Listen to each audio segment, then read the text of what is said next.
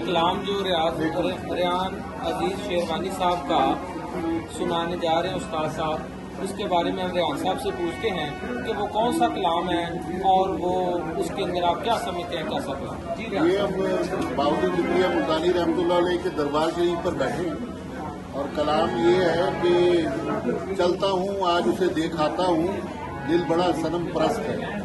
और इनका नाम ये जो कलाम है ये ताहिर कबाल साहब जो हैं, गुलाम ताहिर कबाल साहब जो हैं वो गा रहे हैं। जी जी जी। साथ हमारे साथ जो है वो साबिर है और सालिक जो हैं वो माशाल्लाह डायरेक्शन का काम कर रहे हैं और कैमरामैन बने हुए हैं। बहुत अच्छी जी इनका जी, आप स्टार्ट करें जी।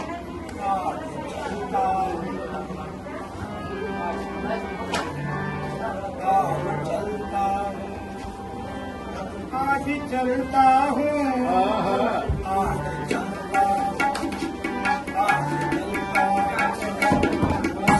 देख आता हूँ,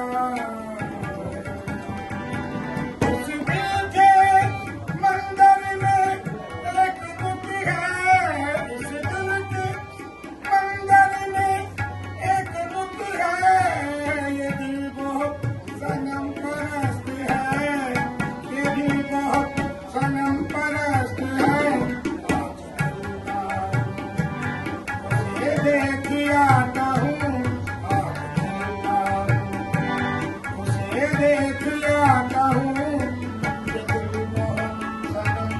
वाह